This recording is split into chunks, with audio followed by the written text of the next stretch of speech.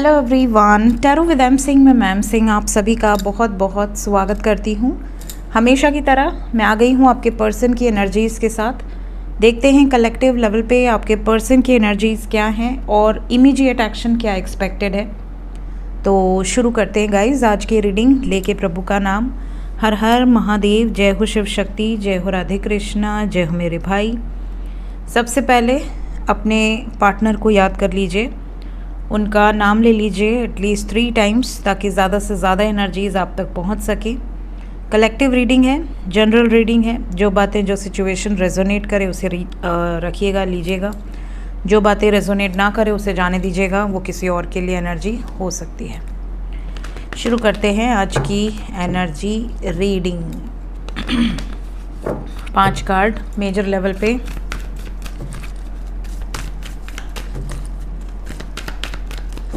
Please guide करें angels, किस energy से ऑपरेट कर रहे हैं मेरे व्यूवर्स के पार्टनर।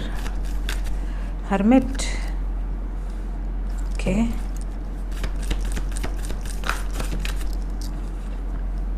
जजमेंट,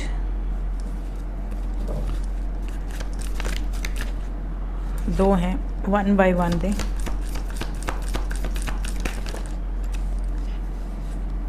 चैरियट, एक कार्ड और।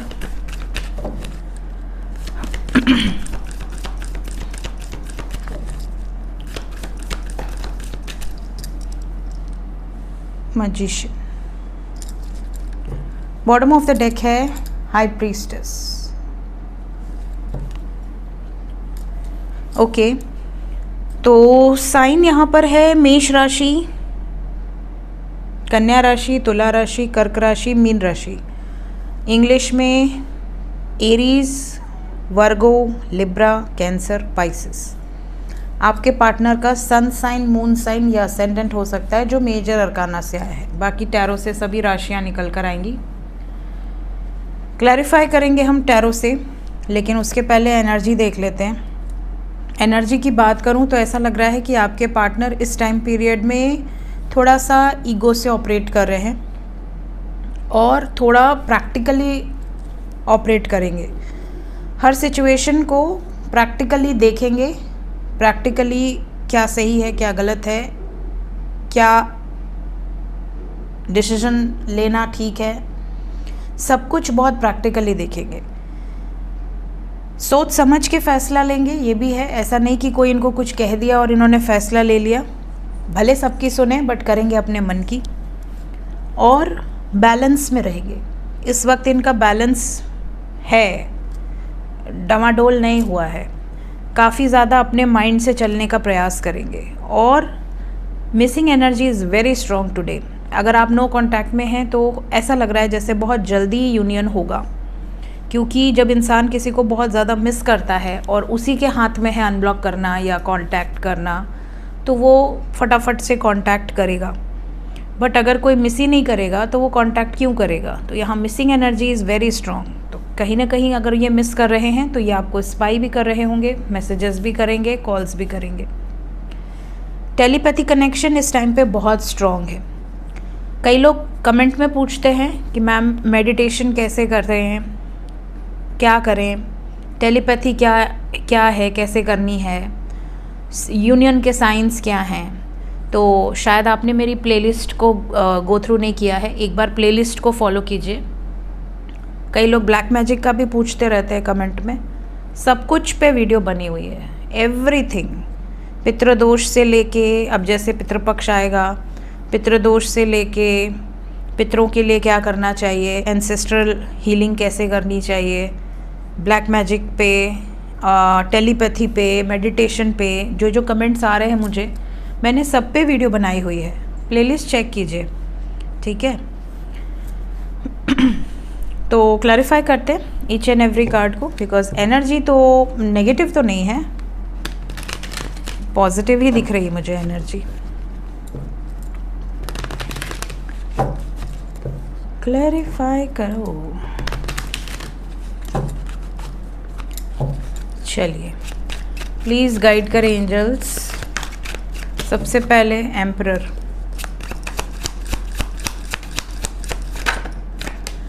एम्परर को क्लैरिफाई किया है knight of wands, 7 of wands. बहुत जल्दी डिसीजन लेने की एनर्जी है और स्टैंड लेने की एनर्जी है। मैंने आपसे कहा ना, इस वक्त ये प्रैक्टिकली बहुत ज़्यादा अप्रोच इनका प्रैक्टिकल है। इस टाइम पे ये किसी से पूछेंगे नहीं, किसी से परमिशन नहीं लेंगे। इस टाइम पे इनका जो मन करेगा वो डिसीजन ले लेंगे, फुल एंड फाइनल। क्या सोच समझ कर लिया गया फैसला है या किसी के मैनिपुलेशन में फैसला लिया है इन्होंने?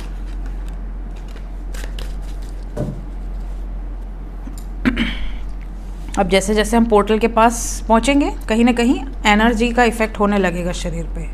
अभी से गला मेरा आगे पीछे कर रहा है, 7 तक बंद ही हो जाए, ऐसी सिचुएशन ना आ जाए। हर बार पोर्टल पे गला ख़राब हो जाता है। सबसे ज़्यादा फोकस गले पे करना है मुझे, क्योंकि मेरा प्रोफेशन जो है वो गले से है और जितनी भी एनर्जी अटैक्स होते हैं वो सब गले पर ही होते हैं। तो हर्मिट को क्लैरिफाई किया है knight of swords, 6 of swords, 5 of coins, ace of coins, 3 of coins, judgement. कुछ लोगों के पार्टनर स्टैंड लेने की सोच रहे हैं, जैसे कि हमने देखा, और इनका निर्णय अडिग है, अपने निर्णय से पीछे नहीं हटेंगे। इन्होंने पूरी प्लानिंग कर रखी है, फैमिली को क्या कहना है, लोगों को क्या कहना है, कमिटमेंट देने की भी पूरी प्लानिंग है, पीछे हटने की बिल्कुल वाइब्स नहीं है। और बहुत जल्द ये एनर्जी आपसे रेजोनेट करेगी, क्विक एनर्जी है। यहाँ से भी देखिए नाइट ऑफ वॉन्ड्स, यहाँ से नाइट ऑफ सोर्ड्स, दोनों ही क्विकेस्ट एनर्जी को रिप्रेजेंट कर रहे हैं। सोच समझ लिया है। बट कुछ लोगों के पार्टनर इसके बिल्कुल ऑपोजिट प्लान करके बैठे हैं। मतलब इनका बिहेवियर देखकर आपको लगेगा कि यार ये पार्टनर तो मेरा है ही नहीं, किसी और की आत्मा घुस गई है इसके अंदर। इनकी प्लानिंग बिल्कुल ऑपोजिट है। मतलब ज़्यादातर लोगों के पार्टनर पॉजिटिव एक्शन लेंगे, बट कुछ लोगों के पार्टनर कहेंगे यार देखो मेरे ऊपर बहुत जिम्मेदारियां हैं, बहुत मैं परेशान हूँ, मैं पूरी फैमिली का बोझ मेरे ऊपर है और मैं फैमिली को अपने बारे में सोचकर नहीं छोड़ सकता, नहीं सैक्रिफाइस कर सकता या नहीं कर सकती। मैं तुम्हें भले सैक्रिफाइस कर दूं बिकॉज़ वो मेरा पर्सनल मामला है, बट मैं अपनी फैमिली की नज़रों में गलत साबित नहीं होना चाहती या नहीं होना चाहता। जिस फैमिली ने मुझे पढ़ाया लिखाया बड़ा किया, मेरे उनके प्रति भी कुछ जिम्मेदारियां हैं। तो या तो तुम अभी पेशेंस रखो, वेट करो, जब सब लोग मानेंगे तब हम आगे बढ़ेंगे। ऐसा नहीं कि मैं शादी कर लूँगा किसी से या कर लूँगी किसी से, लेकिन मैं अभी रिश्ता एक स्टेबल रिश्ते में नहीं आ सकता या नहीं आ सकती। कोई ना कोई एक्सक्यूज़ इनके पास रहेगा और एक्सक्यूज़ भी इतना तगड़ा है कि आपके पास बोलने के लिए कुछ बचेगा ही नहीं। आपको ऐसा लगेगा यार बात तो सही कह रहे हैं। एक नए रिश्ते के लिए 1000 पुराने रिश्ते तोड़ना भी सही नहीं है। और आपको ये भी लगेगा कि यार मेरा क्या होगा। भाई आप तो अपने बारे में भी सोचोगे ना, हर इंसान थोड़ा सेल्फिश तो होता ही है, तो उसको ये भी एनर्जी है। तो ये चीज़ें आपको ट्रिगर ज़रूर करेंगी, कुछ लोगों को ट्रिगर करेंगी। और आप इसको, अगर आप अवेकन सोल हो तो आप बैलेंस में रहोगे। आपको लगेगा कि हाँ ठीक ही कर रहे हैं, जो भी कर रहे हैं ठीक कर रहे हैं। बट अगर आप थोड़े से भी डिस्टॉर्टेड हो तो आपको लगेगा पलट के 10 गाली दे दे या गला ही दबा दे कि तो फिर तुम पूछ के क्यों नहीं आए मेरी ज़िंदगी में। पूछ के आना चाहिए था, परमिशन कॉन्ट्रैक्ट साइन करके आना चाहिए था। तो ये डिपेंड करता है कि आपकी एनर्जी किस टाइप की है। कई लोगों को बहुत जल्दी गुस्सा आ सकता है। तो ये बहुत सोच समझ रहे हैं, बट ये क्या सोच रहे हैं वो हमने निकाला है। हालांकि इमोशनल एनर्जी है बहुत ज़्यादा। वी हैव गॉट मून की एनर्जी, इमोशनल तो हैं आपके लिए, इमोशंस हैं। हर्मिट के बाद जजमेंट आया था, हर्मिट को जजमेंट ने ही क्लैरिफाई किया है। लेट्स चेक कि जजमेंट को क्या क्लैरिफाई करता है। जजमेंट के बाद है द लवर्स। डिसीजन तो आपके फेवर में ज़्यादातर होगा, लव लाइफ के फेवर में ज़्यादातर डिसीजन है, बिकॉज ये आपको खोना नहीं चाहते। चाहे कोई दुनिया इधर से उधर हो जाए, ये अपनी तरफ से पूरी कोशिश करेंगे कि जो भी थर्ड पार्टी है वो मान जाए।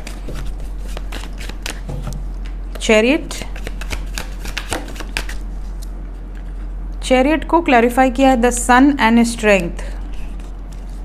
डेफिनेटली आप में से ज़्यादातर लोगों के पार्टनर ये चाहते हैं कि ये जो भी डिसीजन लें उसमें फैमिली भी इन्वॉल्व हो और आप भी इन्वॉल्व हो, आपकी भी फैमिली इन्वॉल्व हो, कोई भी किसी से जुदा ना हो। और अपनी तरफ से ये पावरफुल एनर्जी में है। इन्हें ऐसा लग रहा है कि एम्परर वैसे ही बहुत पावरफुल एनर्जी है। इन्हें ऐसा लग रहा है कि मैं कर लूँगा या मैं कर लूँगी, मैं मना लूँगा। मैनिफेस्ट तो यही कर रहे हैं। ये आपको, जैसे मैंने आपसे कहा शुरू में जब मैंने क्लैरिफाई नहीं किया, तो मैंने आपसे कहा कि अगर आप नो कांटेक्ट में हैं, they are missing you badly, वापस आने की एनर्जी है। और अगर आप कांटेक्ट में हैं तो ये चीज़ें आपको दिख रही होंगी। सो यहाँ पर मैजिशियन को क्लैरिफाई किया है 6 of cups, that is memories of love. Hurt है बहुत ज़्यादा, स्पेशली अगर आप दोनों दूर हैं, अगर आप दोनों में बात नहीं हो रही या रिलेशनशिप बिल्कुल ब्रेक हुआ पड़ा है, तो इनका मन कर रहा है कि एक मैसेज कर लें, एक बार बात कर लें, अपने ट्रू इमोशंस को खुलकर एक्सप्रेस कर दें। अगर कुछ झगड़ा लड़ाई हुआ है, कोई बहस वहस हुई है आप दोनों के बीच में, तो साथ में बैठ के वर्कआउट कर लें। एटलीस्ट ये जो ब्रेकअप सिचुएशन है वो ख़त्म करना इनकी इच्छा नज़र आ रही है। इवन अगर आपने इनको या इन्होंने आपको किसी तरह से चीट किया है, हर्ट किया है, ये पीछे हटे हैं, तो ये आपको प्रॉमिसेस भी करेंगे कि नहीं देखो मैंने गलती की थी ना, अब मैं ही सुधारूंगा या मैं ही सुधारूंगी। ये वाली एनर्जी है। तो आपके पार्टनर की ओवरऑल एनर्जी बहुत बहुत ज़्यादा पॉजिटिव है। एक कार्ड को और क्लैरिफाई करना है। High priestess, high priestess, high priestess को क्लैरिफाई किया है 3 ऑफ वॉन्ड्स। थोड़ा समय ज़रूर लगेगा, कुछ हार्ड डिसीजंस ज़रूर लेने पड़ेंगे, लेकिन आपके पर्सन अब ट्रैप्ड नहीं रहना चाहते। आपके पार्टनर किसी के भी मैनिपुलेशन में नहीं आएंगे। सक्सेसफुल डिसीजन यहाँ पर होगा। इन्हें श्योर शॉट पता है कि हम दोनों का यूनियन अब कोई नहीं रोक सकता। तो ज़्यादातर लोगों के पार्टनर स्टैंड लेने की एनर्जी में है, पहला ही कार्ड बता दिया था। और यहाँ वाइब्रेशंस भी उसी हिसाब से नज़र आ रही हैं। देखते हैं करंट फीलिंग्स क्या हैं इस वक्त आपके लिए। True feelings,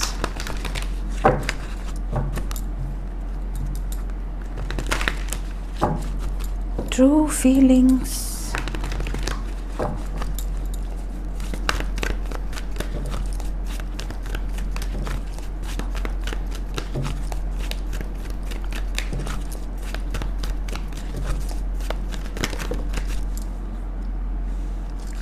seventh chakra, goddess of the moon, third चक्र,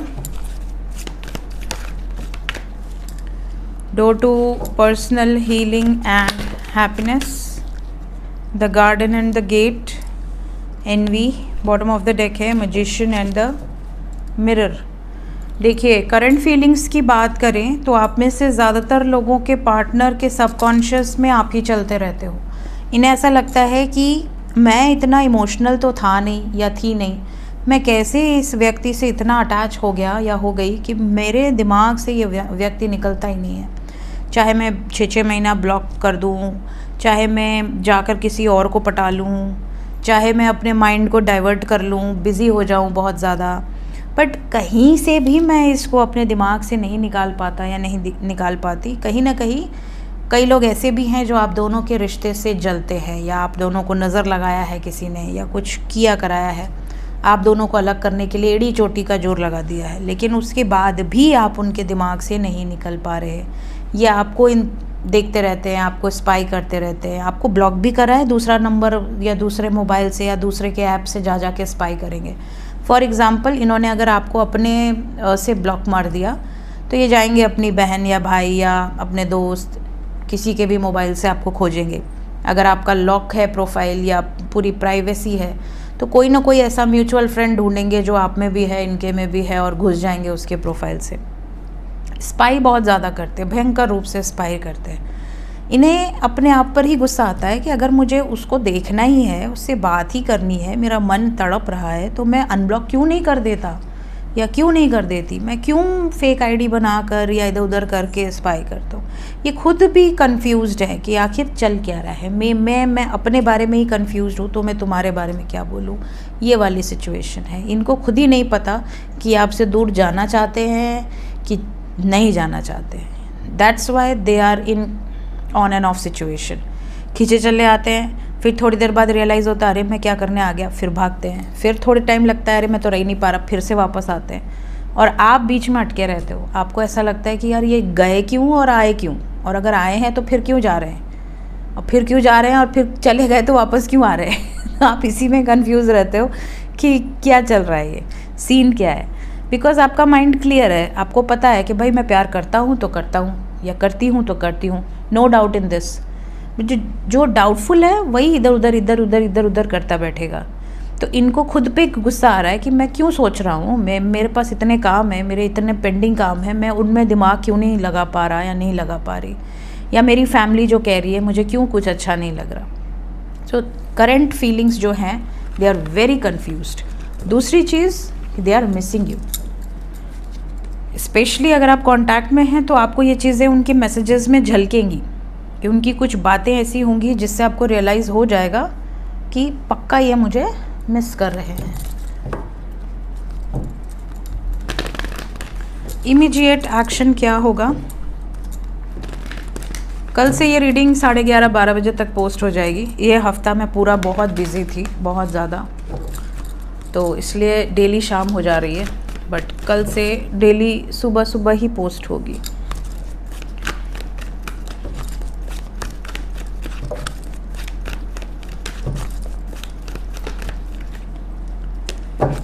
प्लीज़ बताएं एंजल्स, जो लोग नो कांटेक्ट में हैं उनकी तरफ इमीडिएट एक्शन क्या होने वाला है? 5 नंबर,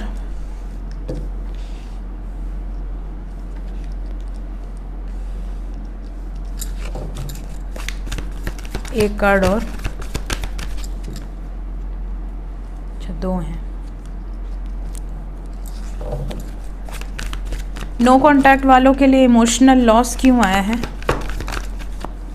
थर्ड पार्टी से ट्रिगर पाए हैं या पाएंगे आने वाले 5 घंटे से 23 घंटे के अंदर। फिर इनको लगेगा हाय मेरी पार्टनर कितनी अच्छी थी या कितना अच्छा था, मैं कहाँ पे जाके अपना दिमाग ख़राब कर रहा हूँ। 4 ऑफ सोर्ड्स क्यों आया है नो कांटेक्ट वालों के लिए? आपसे ब्रेकअप करके पछता रहे हैं। अब पछता के क्या होगा? अब स्ट्रेस ले रहे हैं कि किसके चंगुल में फंस गया था मैं, अब निकलूं कैसे, जाऊं कैसे। देखिए, जब इंसान के पास अच्छे लोग होते हैं तो उनकी कदर नहीं होती है, जब वो दूर हो जाते हैं ना तब उनकी वैल्यू समझ में आती है। तो क्योंकि आप अभी दूर हो, इनको आपकी वैल्यू समझ में आ रही है। तो क्या वापस आएंगे, सॉरी बोलेंगे, बातचीत करेंगे, मैसेजेस, कॉल्स, इतने सारे कार्ड।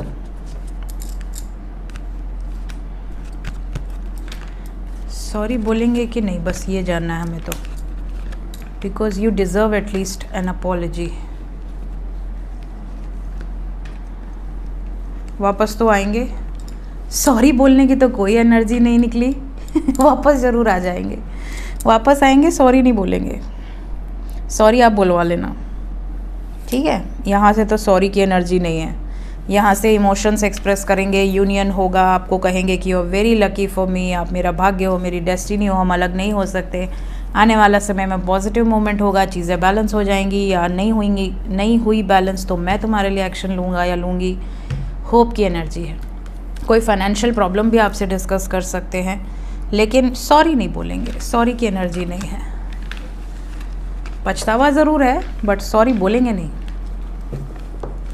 सो आपके लिए ये एनर्जी रीडिंग, पहला कार्ड क्या था, 5 नंबर। ये एनर्जी रीडिंग आपके लिए 5 घंटे से 23 घंटे के अंदर की है, मैक्सिमम 32 आवर्स, उससे ज़्यादा नहीं। जो लोग कांटेक्ट में हैं उनका भी बता दें। जो कांटेक्ट में हैं, ब्लॉकेज दिख रहा है, हार्ट अटैक एंड लॉस की एनर्जी है, सैक्रिफाइस की एनर्जी है। जो लोग कांटेक्ट में हैं, टावर मोमेंट दिख रहा है। 3 घंटे से 30 घंटे के लिए आपको बिल्कुल साइलेंट जोन में रहना है। बाप रे बाप, सारे के सारे कार्ड नेगेटिव हैं।